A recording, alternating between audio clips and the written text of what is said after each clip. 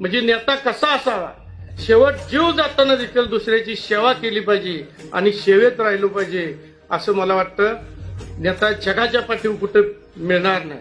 मी म्हणलं मी असेल, सुहास असेल, अमोल असेल, मग कुठल्याही कार्यकर्त्याला भावाची उणीव जाणू न देणं हे आम्हा तिघांचं कर्तव्य असेल.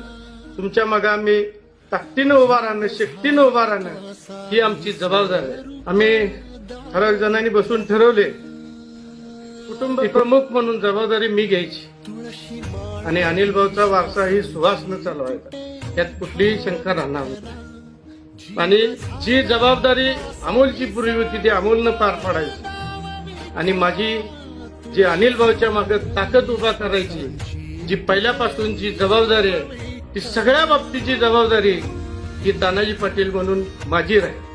हे जसं अनिल भाऊंना गुरु मानलं होतं, वडील मानला होता, त्याच पद्धतीनं आज जरी सुहास आम्हा दोघांपेक्षा जरी छोटा असला तरी त्यात मला अनिल भाऊ बघायचा आहे सुहास मध्ये.